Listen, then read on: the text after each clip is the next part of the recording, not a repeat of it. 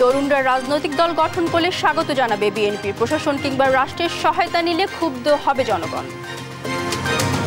গণতান্ত্রিক রাজনৈতিক অধিকার বঞ্চিত এইসব তরুণদের কেউ যদি জনগণের অধিকার প্রতিষ্ঠায় নতুন রাজনৈতিক দল গঠন করে, অবশ্যই বিএনপি সে উদ্যোগকে স্বাগত জানায়।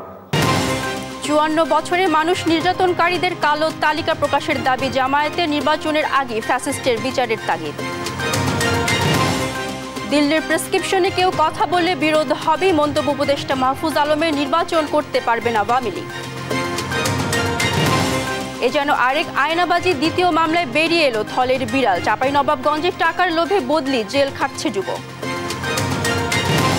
ইট ভাটার পাশের জমি দখলে হত্যা, আগুন। সাতক্ষীরার মোস্তাকের বিরুদ্ধে হত্যা মামলা নিয়ে মুখে কুলু পেটেছে পুলিশ ও বিচার দাবি।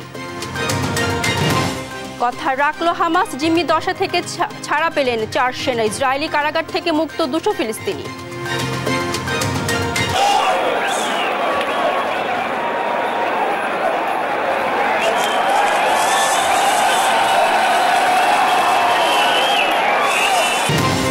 এবং আবারও ঢাকায় ফিরছে বিপিএল। দুপুরে ফরচুন বরিশালের মুখোমুখি হবে সিলেটের স্ট্রাইকার। সন্ধ্যায় রংপুরের প্রতিপক্ষ রাজশাহী।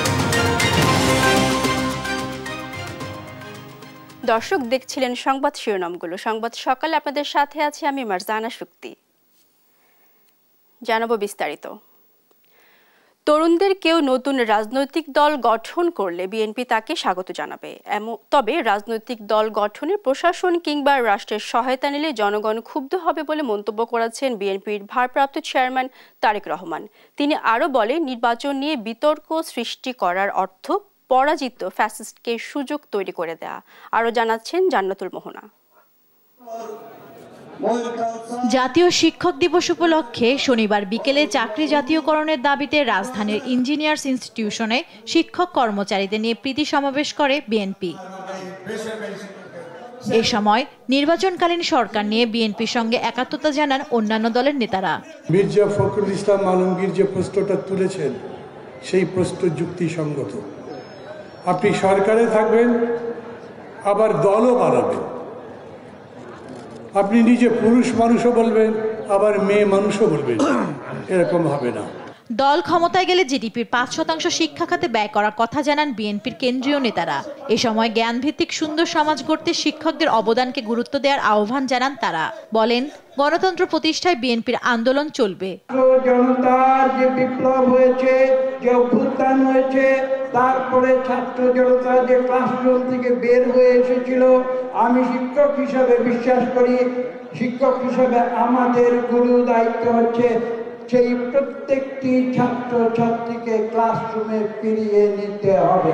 জিডিপির 5% আগামী দিনে শিক্ষা ক্ষেত্রে বিনিয়োগ ইনশাআল্লাহ করা হবে। অনেক বড় বড় আমরা কলেজ দেখেছি গ্রামে গঞ্জে, কিন্তু ছাত্রদের যে মূল যে বিষয়টি নৈতিক শিক্ষা, সেটা যদি শিক্ষকের মধ্যে না থাকে তাহলে সমাজ একেবারে ভেঙে যাবে, একেবারে তছনছ হয়ে যাবে। বিএনপির ভারপ্রাপ্ত চেয়ারম্যান তারেক রহমান জানান, বিএনপি সংস্কার ও নির্বাচন দুটিরই পক্ষে, তবে বাজার নিয়ন্ত্রণে অন্তর্বর্তী সরকার ব্যর্থতা দায় এড়াতে পারে না। বিএনপি সংস্কার এবং নির্বাচন দুটোরই পক্ষে, দুটোই অত্যন্ত জরুরি। তরুণদের কেউ নতুন রাজনৈতিক দল গঠন করলে বিএনপি স্বাগত জানাবে উল্লেখ করে তিনি বলেন, দল গঠনে প্রশাসন কিংবা রাষ্ট্রের সহায়তা নিলে জনগণ ক্ষুব্ধ হবে। নির্বাচন নিয়ে বিতর্ক সৃষ্টি পরাজিত ফ্যাসিস্টকে সহায়তা করার শামিল বলে মন্তব্য করেন তিনি। গণতান্ত্রিক রাজনৈতিক অধিকার বঞ্চিত এইসব তরুণদের কেউ যদি জনগণের অধিকার প্রতিষ্ঠায় নতুন রাজনৈতিক দল গঠন করে, অবশ্যই বিএনপি সে উদ্যোগকে স্বাগত জানায়। রাজনৈতিক দল গঠন করতে গিয়ে কেউ যদি রাষ্ট্রীয় কিংবা প্রশাসনিক সহায়তা নেন, সেটি জনগণকে হতাশ করবে, কিংবা অন্য রাজনৈতিক দলের প্রতি তাদের আচরণ কিংবা বক্তব্য মন্তব্য যদি ঝগড়াসুলভ অথবা প্রতিহিংসামূলক হয়, সেটিও জনগণের কাছে হবে অনাকাঙ্ক্ষিত। নির্বাচন অনুষ্ঠান নিয়ে বিতর্ক সৃষ্টি করার অর্থ নিজেদের অজান্তে পরাজিত পলাতক ফ্যাসিস্টদের অবস্থানকে শক্তিশালী করা। সর্বোপরি উদার গণতান্ত্রিক বৈষম্যহীন মানবিক বাংলাদেশ গড়ে তোলাই বিএনপির লক্ষ্য বলেও জানান তারেক রহমান। আপনাদের কোনো কার্যক্রম নিয়ে জান্নাতুল মোহনা, দেশ টিভি, ঢাকা। সুষ্ঠু নির্বাচন করে ক্ষমতা হস্তান্তরের জন্য অন্তর্বর্তী সরকারকে সমর্থন করেছে বিএনপি, এমন মন্তব্য করে দলটির স্থায়ী কমিটির সদস্য আমির খসরু মাহমুদ বলেছেন, এর বাইরে অন্য উদ্দেশ্য থাকলে তা ভালো হবে না। আর জাতীয় ঐক্য রক্ষায় দ্রুত নির্বাচনের কোনো বিকল্প নেই বলে জানান স্থায়ী কমিটির আরেক সদস্য সেলিমা রহমান। আলিমুজ্জামান সাফওয়ানের রিপোর্টে বিস্তারিত। শনিবার সকালে বিএনপির প্রতিষ্ঠাতা জিয়াউর রহমানের 89তম জন্মবার্ষিকী উপলক্ষে আলোচনা সভা আয়োজন করে জিয়া পরিষদ। নেতারা বলেন, বর্তমানে যেসব সংস্কারের কথা বলা হচ্ছে তা বিএনপির হাত ধরেই শুরু হয়েছিল। অন্তর্বর্তী সরকারকে সমর্থনের প্রেক্ষাপটও তুলে ধরেন তারা। বিএনপি হচ্ছে সবকিছুর অগ্রগতি, সংস্কার নিয়ে আজকে তোলপাড় সারা দেশ। এই সংস্কার 2 বছর আগে তারেক রহমান সাহেবের নেতৃত্বে আমরা জাতির সামনে উত্থাপন করেছি। এই সরকারের মাধ্যমেই পরবর্তী নির্বাচিত সরকার শান্তিপূর্ণভাবে ক্ষমতা হস্তান্তর করতে হবে। আর যদি কোনো উদ্দেশ্য হাসিলের জন্য বাংলাদেশের জনগণের মালিকানার নির্বাচনের মাধ্যমে ক্ষমতা হস্তান্তর বিষয়ে যদি অন্য কোনো পরিকল্পনা থাকে গণতন্ত্রের বাইরে, সেটা বোধহয় ভালো হবে। এদিকে জাতীয় প্রেস ক্লাবে গণতন্ত্র ও মানবাধিকার প্রতিষ্ঠায় সংসদ নির্বাচনের ভূমিকা নিয়ে আলোচনায় অংশ নেন বিএনপির স্থায়ী কমিটির আরেক সদস্য সেলিমা রহমান। বলেন, জাতীয় ঐক্য রক্ষায় নির্বাচনের বিকল্প নেই। জাতীয় ঐক্য রাখতে হলে আজকে নির্বাচন দরকার, তা নইলে নানা রকম বিভ্রান্তি সৃষ্টি হচ্ছে, নানা রকম সমস্যা হচ্ছে। এতে করে উপদেষ্টাতে তো রাগ হওয়ার কিছু নাই, কথা বলার কিছু নাই। সরকারের সমালোচনা অবশ্যই করতে পারি আমরা। আমাদের যেটা পছন্দ হচ্ছে না, আমরা যেটা মনে করছি, আমরা ভয় পাচ্ছি, আমাদের জাতীয় ঐক্যটা যেন বজায় থাকে। এ সময় দ্রুত নির্বাচনে রোডম্যাপ ঘোষণার দাবি জানান দলের চেয়ারপারসনের উপদেষ্টা আব্দুস সালাম। আপনি ভয় পান কেন? আপনার ভয় পাওয়ার তো কোনো কারণই নাই। এই কারণে বলবো, বরঞ্চ দেশ নিয়ে যারা ষড়যন্ত্র করছে, স্বাধীনতা নিয়ে যারা ষড়যন্ত্র করছে, সেই ষড়যন্ত্রের মোকাবেলা করতে হলে নির্বাচন দরকার। নির্বাচনের নিয়ে একটা ম্যান্ডেট নিয়ে একটা সরকার দরকার। আলিমুজ্জামান সাফওয়ান, দেশ টিভি, ঢাকা।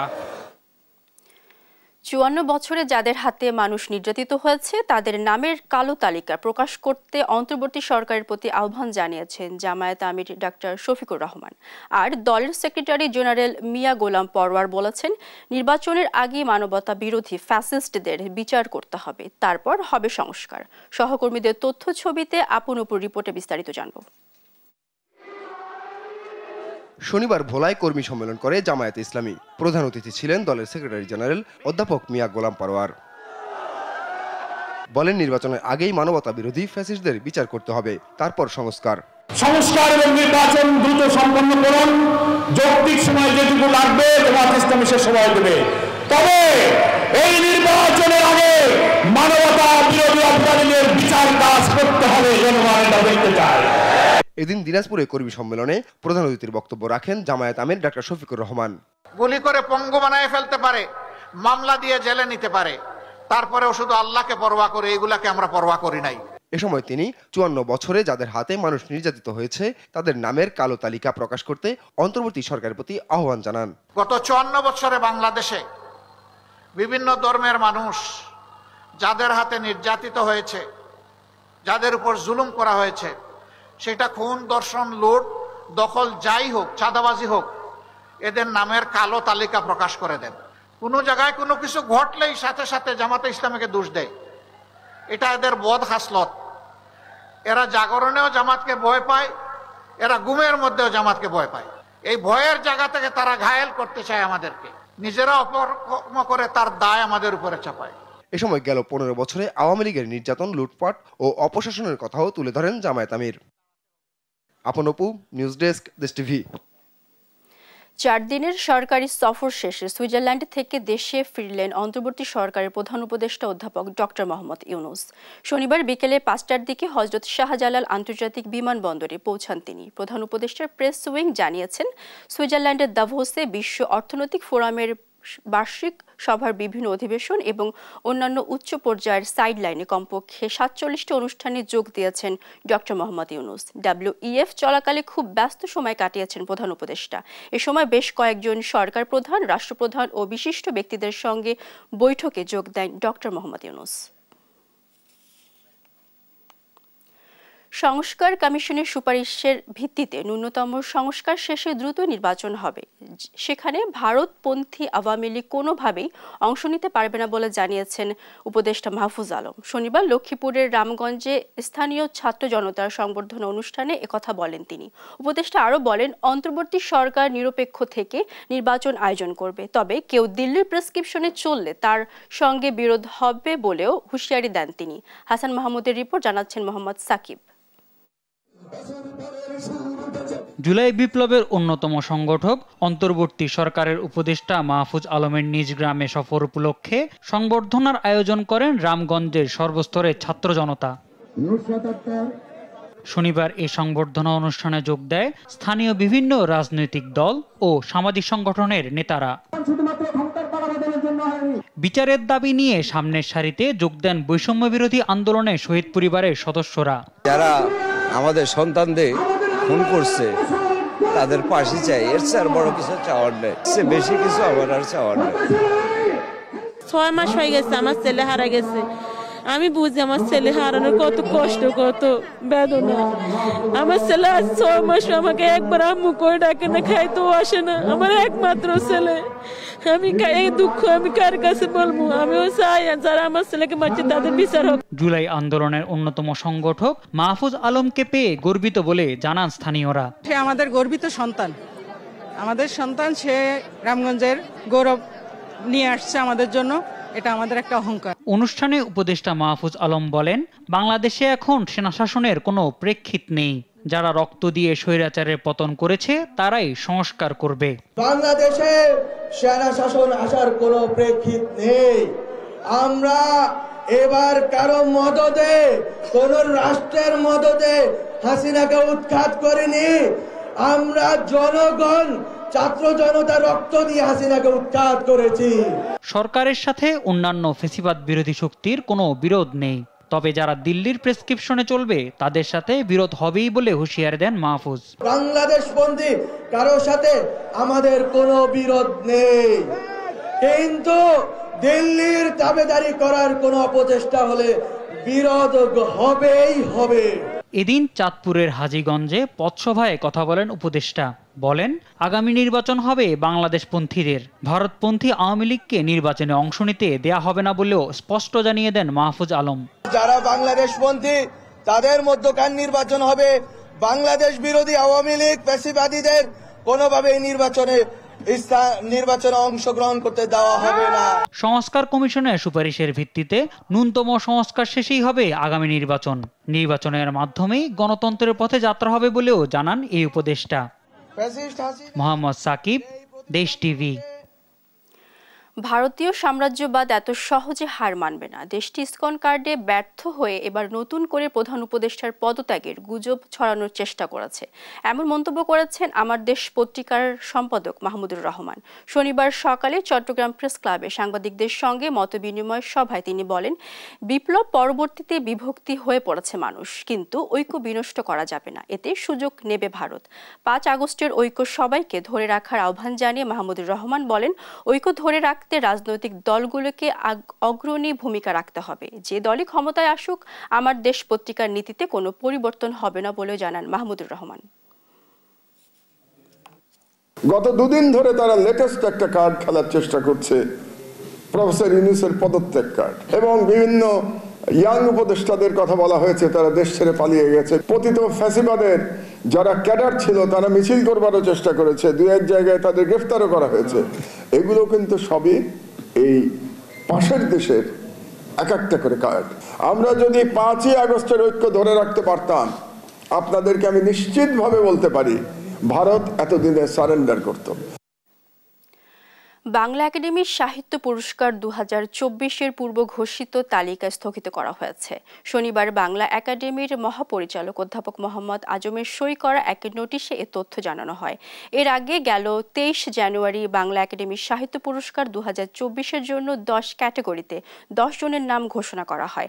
তারা হলেন কবিতায় মাসুদ খান, কথা সাহিত্যে সেলিম মোর্শেদ, নাটক ও নাট্য সাহিত্যে সুভাষিস সিনহা, প্রবন্ধ বা গদ্যে সলিমুল্লাহ খান, শিশু সাহিত্যে ফারুক নওয়াজ, অনুবাদে GH হাবিব, গবেষণা মোহাম্মদ শাহজাহান মিয়া, বিজ্ঞানে রেজাউর রহমান, মুক্তিযুদ্ধে মোহাম্মদ হান্নান ও ফোকলোরে সৈয়দ জামিল আহমেদ।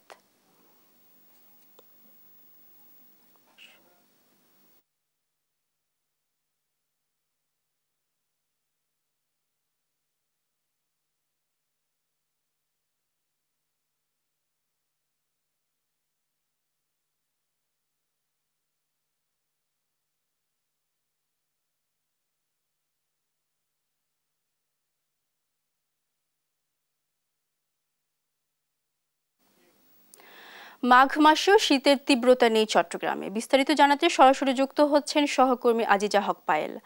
পায়েল, চট্টগ্রামের শীত এখন কেমন, কি বলছেন শ্রমজীবী সাধারণ মানুষ, জানাবেন আমাদের। জি, যেমনটি বলছিলেন, এখন চলছে মাঘ মাস হলেও এখন কিন্তু চট্টগ্রামে খুব একটা শীতের তীব্রতা দেখা যাচ্ছে না। তবে এখন 7:15 এখনো পর্যন্ত সূর্যের দেখা মিলছে না। তারপরেও চলছে, স্বাভাবিকভাবেই চলছে জনজীবন। আমরা দেখতে পাচ্ছিলাম আমাদের পেছনের মানুষগুলো তাদের কর্মস্থলে যাওয়ার জন্য বের হয়ে গেছে। সকাল থেকে তারা ছুটছে তাদের কর্মস্থলের জন্য। একেবারেই স্বাভাবিক রয়েছে তাপমাত্রা, খুব একটা শীতের তীব্রতা দেখা যাচ্ছে না। তবে কিছু কিছু মানুষ এখনো সকালবেলা আগুন পোহাতে দেখা গিয়েছে এবং তারা তাদের কাজ কর্ম শুরু করেছে, কর্মব্যস্ততার জীবন শুরু হয়েছে। আমি একজন পথচারীর সাথে কথা বলবো, জিজ্ঞেস করবো আর কেমন অনুভূতি, শীত কেমন মনে হচ্ছে?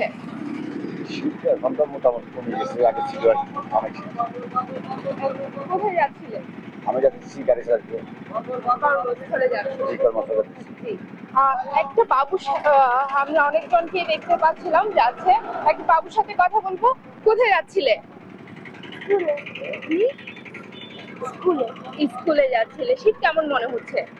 অনেক মোটামুটি। ওকে, আমরা যেমনটি শুনছিলাম সবাই সবার কর্মস্থলে যাচ্ছে, কেউ স্কুলে যাচ্ছে, কেউ তাদের কর্মস্থলে যাচ্ছে। তবে শীত, মাঘ মাসের শীত অনুযায়ী তেমন একটা খুব শীত দেখা যাচ্ছে না। সবাই সবার কর্মস্থলে স্বাভাবিকভাবেই যেতে পারছে। খুব একটা শীতের তীব্রতা দেখা যাচ্ছে না।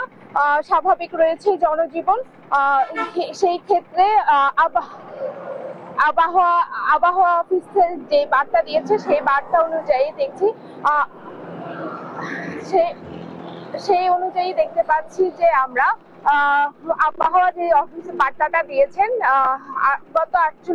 আগামী 48 ঘন্টা অপরিবর্তিত থাকবে শীত। এই শীতের তাপমাত্রা, শীতে অন্যান্য সময় মাঘ মাসে যেই আমরা শীতের তীব্রতা দেখি, সেই তীব্রতা এখন খুব একটা দেখা যাচ্ছে না চট্টগ্রাম শহরে।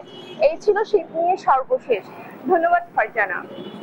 পায়েল, আপনাকে ধন্যবাদ। দর্শক, চট্টগ্রাম থেকে যুক্ত ছিলেন আমাদের সহকর্মী আজিজা হক পায়েল। চাঁপাইনবাবগঞ্জ আদালতে কারাদণ্ড হয়েছে সেতাউর রহমানের নামে এক প্রতারকের, কিন্তু সেতাউর সেজে সাজা খাটছেন মিঠুন নামে এক যুবক। সেতাউর সাবেক ইউপি সদস্যকে কিছু টাকা দিয়ে মিঠুনকে তার পরিবর্তে কারাগারে পাঠান। মিঠুন এখন রাজশাহী কারাগারে বন্দী। তার মা বাবা তাকে ছাড়াতে চেষ্টা করছেন। মানবাধিকার কর্মীরা বলছেন এটি মানবাধিকারের চরম লঙ্ঘন। সহকর্মী তারেক রহমানের তথ্যচিত্রে মোহাম্মদ আলাউদ্দিনের রিপোর্টে বিস্তারিত জানব।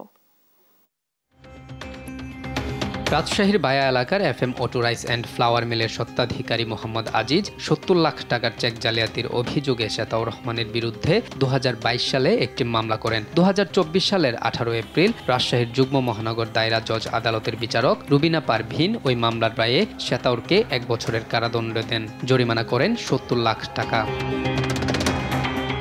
মামলার রায় ঘোষণার সময় আসামি শ্বেতাওর পলাতক ছিলেন। এরপর গত বছরের ২৭ অক্টোবর মিঠুন নামে এক ব্যক্তিকে শ্বেতাওর সাজিয়ে রাজশাহীর আদালতে আত্মসমর্পণ করানো হয়। আদালতে মিঠুন নিজেকে শ্বেতাওর পরিচয় দেন। পরে আদালত তাকে রাজশাহীর কেন্দ্রীয় কারাগারে পাঠান। আর বাইরে প্রকাশ্যেই ঘুরে বেড়ান মূল আসামি শ্বেতাউর রহমান।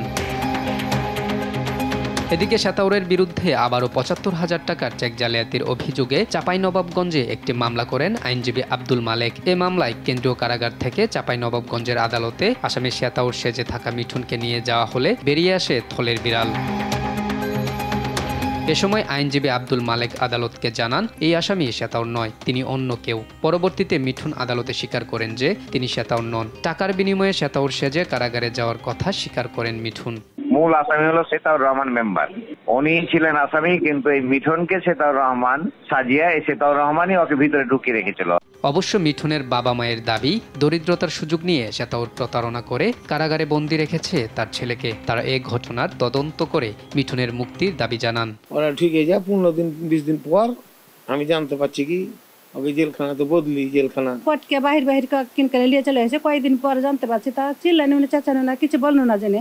এদিকে এমন ঘটনায় হতবাক মিঠুনের প্রতিবেশীরাও। শ্বেতাউর মেম্বারের চেকের কাছে ওই জেল কাটছে মিঠুন।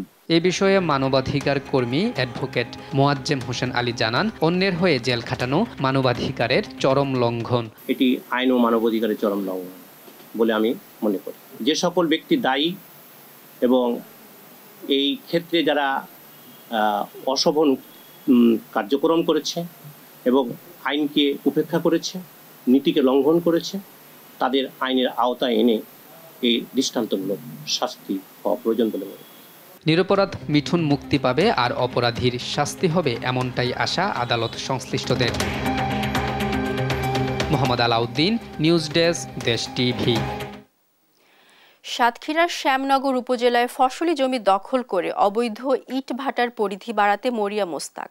কৃষকদের উপর দিনের পর দিন চালিয়ে যাচ্ছেন অত্যাচার। গেল ৯ জানুয়ারি তার পেতে রাখা বৈদ্যুতিক তারে জড়িয়ে প্রাণ হারাতে হয় এক কৃষককে। মাস পেরোলেও নেই হত্যা মামলার কোনো অগ্রগতি। সহকর্মী শরীফুল্লাহ কায়সার সুমনের রিপোর্ট, জানাচ্ছেন নুসরাত শোভা। এ জগতে হায় সেই বেশি চায় আছে যার ভুরি ভুরি, রাজার হস্ত করে সমস্ত কাঙালের ধন চুরি। সাতক্ষীরার শ্যামনগর উপজেলার ইসাপুর গ্রামের মোস্তাকি যেন রবীন্দ্রনাথের ২ বিঘা জমি কবিতার সেই লোভী রাজা। ইটভাটার মালিক মোস্তাক, অভাব নেই ধন সম্পদের, তবু ইটভাটার পাশের জমিগুলোর দিকে তার শকুনের দৃষ্টি। ভাটার পাশে থাকা একটি দোকানে আগুন লাগিয়ে দখলে নেন দোকানের জায়গা। শুধু তাই নয়, পালিত লাঠিয়াল বাহিনী নিয়ে উত্ত্যক্ত করেন আশেপাশের মানুষদেরও। উদ্দেশ্য জমি দখল। মোস্তাকের লালসার শিকার হন স্থানীয় মনসুর কাগুজি। বেশ কিছুদিন ধরেই তাকে জমি ছেড়ে দিতে হুমকি দিয়ে আসছিল মোস্তাকের লোকজন। রাজি না হয় জমিতে ফেলে রাখা হয় বিদ্যুতের খোলা তার। পরে মাঠে কাজ করতে গিয়ে বিদ্যুতায়িত হয়ে গেল ৯ জানুয়ারি মৃত্যু হয় কৃষক মনসুরের। আমার আব্বার ওই জমিটা ৩ একর ফসল নেয় আমার আব্বা। এখন এই জমিটা ওরা নিতে চাচ্ছে। আমার আব্বার মারবে বলে তাই ওরা তো এইভাবে পরিকল্পিতভাবে রেখেছে। রেখে মারার পরে আমার আব্বা তো ওইখানে যাবে কি করে, ওইখানে তো আমার আব্বার ওটাই নিয়ে গেছে। আর আব্বা তো ওরা সরানোর ব্যবস্থা করেছে, কেউ দেখে ফেলেছে, এই জন্য আমার আব্বার সরাতে পারিনি ওরা। শুধু মনসুর নয়, এমন অসংখ্য কৃষক প্রাণ ভয়ে দিন কাটাচ্ছেন ইসাপুরে। মোস্তাকের ইটভাটার পাশে নিজেদের জমি থাকাই যেন কাল হয়েছে তাদের। এই মোস্তাক হাজি আমাদের এই জমির পাশে এসে ভাটা করে আমাদের প্রচুর পরিমাণে নির্যাতন চালাচ্ছে। আমাদের খন্দপাতি হতে দেয় না। আমাদের 2 বিঘে মাত্র জমি, সেইখানে ঘের করেছি বলে সে আমাদের উপরে মামলা দিচ্ছে। আমরা এই 4-5 বছর মামলা চালাচ্ছি। আমার দোকান থাকে এখানে, কাঠের দোকান, সেই দোকানটা পড়িয়ে দিয়ে ও জমি দখল করে নেয় আমার জমি দেখাটা। প্রতিবাদ করতে গেলে ও থানা পুলিশে অভিযোগের কথা জানালে পুলিশকে নিজের পকেটে রাখেন বলে হুমকিও দেন মোস্তাক। এ নিয়ে কথা বলতে গেলে দেশ টিভির ক্যামেরার সামনে মুখ খুলতে রাজি হয়নি পুলিশ। জেনে তারপর বলতে ওই যে সামনে করে এটা। মনসুর হত্যায় জড়িতদের বিচার ও কৃষি জমিতে ভাটা বন্ধের দাবি ইসাপুরের কৃষকদের। নিউজ ডেস্ক, দেশ টিভি। পিলখানা ট্রাজেডির ঘটনায় বিস্ফোরক মামলায় দীর্ঘ ১৬ বছর কারাভোগের পর মুক্ত হয়ে বাড়ি ফেরাচ্ছেন সাবেক বিডিআর সদস্য পটুয়াখালীর আব্দুল মতিন। তার ফেরায় আবেগঘন দৃশ্যের অবতারণা হয় বাড়িতে। ফিরেছেন টাঙ্গাইল গোপালপুরের বদরুল আলমও। তাকে দেখতে বাড়িতে ভিড় করেছেন স্বজন ও প্রতিবেশীরা। সহকর্মীদের তথ্য ছবিতে আপনপুর রিপোর্টে বিস্তারিত। পটুয়াখালীর রাঙ্গাবালী উপজেলার তিল্লা গ্রামের চৌকিদার বাড়ির উঠোন। ভিড় জমেছে আত্মীয় স্বজন ও পাড়া প্রতিবেশীর। সবার উৎসুক দৃষ্টি আব্দুল মতিনের দিকে। কেউ কেউ আবার তাকে আবেগে জড়িয়ে ধরেন। আব্দুল মতিন পিলখানা ট্রাজেডির ঘটনায় বিস্ফোরক মামলায় ১৬ বছর কারাভোগের পর জামিনে মুক্ত হয়ে বাড়ি ফিরেছেন। তাকে নিয়েই এমন আবেগঘন পরিবেশের সৃষ্টি। কারাগারের অন্ধকার দিনের কথা মনে করে অশ্রুসজল মতিনের চোখ। মিথ্যা সাক্ষী দেওয়ার জন্য ডাকছিল, আমি মিথ্যা সাক্ষী দেই নাই, এই জন্য আমাকে জেলে পাঠাইছে। আমরা সরকারের কাছে আকুল আবেদন জানাতেছি যে যে আমার ভাইয়ের চাকরি যে পূর্ণ বহাল দিতে পারি, এটাই আমাদের কাম্য। ২০১৯ সালের ডিসেম্বরে বিজিবিতে চাকরি হয় মতিনের ছোট ছেলে আসাদুজ্জামান সাগরের। অজ্ঞাত কারণে ৬ মাসের মধ্যে তাকে চাকরি থেকে অব্যাহতি দেওয়া হয়। দুজনেরই চাকরি পুনর্বহালের দাবি। ২০১৯ সালে বিজিবিতে চাকরি পাওয়ার পরেও আমাকে ট্রেনিংয়ে ডাকা হয়। ট্রেনিং ঠিক ৬ মাস পরে পাসিং আউটের ৫ দিন আগে আমাকে মিথ্যা কারণ দেখিয়ে আমার বাবার ষড়যন্ত্রের সাথে ষড়যন্ত্র মিল রেখে আমাকেও সেই ষড়যন্ত্রের অন্তর্ভুক্ত করা হয়। পরবর্তীতে আমার চাকরি থেকে আমাকে ডিসমিস করে দেওয়া হয়। এদিকে ৪০ দিন বয়সী কন্যা সোনালীকে রেখেই কারাগারে যেতে হয় টাঙ্গাইলের বদরুল আলমকে। ১৬ বছর পর মুক্তি পেয়ে বাড়ি ফিরে দেখেন সবই পরিবর্তন হয়ে গেছে। ৪০ দিনের সেই শিশু এবার এসএসসি পরীক্ষার্থী। বাবাকে কাছে পেয়ে আবেগাপ্লুত সোনালী। এখন খুব ভালো লাগতেছে, কারণ আমার বাবা ফিরাইছে বাড়িতে, এখন অবশ্যই ভালোই লাগবো। অতি কষ্টে দিনাতিপাত করা রেখা আক্তার একসময় ছেড়েই দিয়েছেন স্বামীর ফেরার আশা। এতদিন পর স্বামীকে কাছে পেয়ে খুশি তিনিও। পিলখানার ঘটনার সময় ব্যারাকে থেকেও আসামি হয়েছেন। দাবি করে চাকরিতে পুনর্বহাল ও ক্ষতিপূরণ চাইলেন বদরুল। এই ঘটনার সাথে আমরা কোনো কিছুই জানতাম না। আমরা তো প্যারেডে ছিলাম, প্যারেডে শেষ হবো, আমরা ছুটি চলে আসবো। আমাদের কার্যক্রম, সকল কার্যক্রম আমাদের শেষ হয়ে গেছিল। তো আমরা ছুটি যাওয়ার জন্য প্রস্তুত হয়েছিলাম, কিন্তু আমরা ছুটি আর যাইতে পারি নাই। পরে এই ঘটনার পরেও আমি 2 মাস চাকরি করি, তারপরে আমার পিলখানা থেকে ওই পুলিশের কাছে হস্তান্তর করে। তখন আমার খুব কষ্ট ছিল। এখন মনে করেন যে এখন বাড়িতে আসছে, এখন আমার একটাই অনুরোধ যে চাকরিটা যেন ফেরত পায়। হতদরিদ্র বদরুলের পরিবারের পাশে দাঁড়াতে সরকারের প্রতি আহ্বান জানিয়েছে এলাকাবাসী। আপনপু, নিউজ ডেস্ক, দেশ টিভি। মায়ের স্বপ্ন পূরণে অদম্য ইচ্ছা শক্তির কাছে হার মেনেছে দরিদ্রতা। পড়াশোনার পাশাপাশি বাবার সঙ্গে চায়ের দোকান সামলেও মেডিকেল ভর্তি পরীক্ষা উত্তীর্ণ হয়েছেন মুন্সিগঞ্জের চা দোকানি ইউনুস ব্যাপারীর ছেলে রিফাত ব্যাপারী। সহকর্মী সুমিত সরকার সুমনের তথ্য ছবিতে আব্দুল্লাহ মারুফের রিপোর্টে বিস্তারিত জানব। বাবা চা বিক্রেতা, টানাপোড়েনের সংসার। মায়ের স্বপ্ন ছেলে ডাক্তার হবে। অভাব অনটনের সংসারে বাবাকে সহযোগিতা করার পাশাপাশি মায়ের স্বপ্ন পূরণে পড়াশোনায় মনোযোগী ছিল রিফাত। তাই তো বাবার সঙ্গে চায়ের দোকানে কাজ করেও এবারের মেডিকেল ভর্তি পরীক্ষায় মেধা তালিকায় স্থান করে নিয়েছে সে। ৩২৩তম স্থান অর্জন করে সুযোগ পেয়েছেন স্যার সলিমুল্লাহ মেডিকেল কলেজে ভর্তির।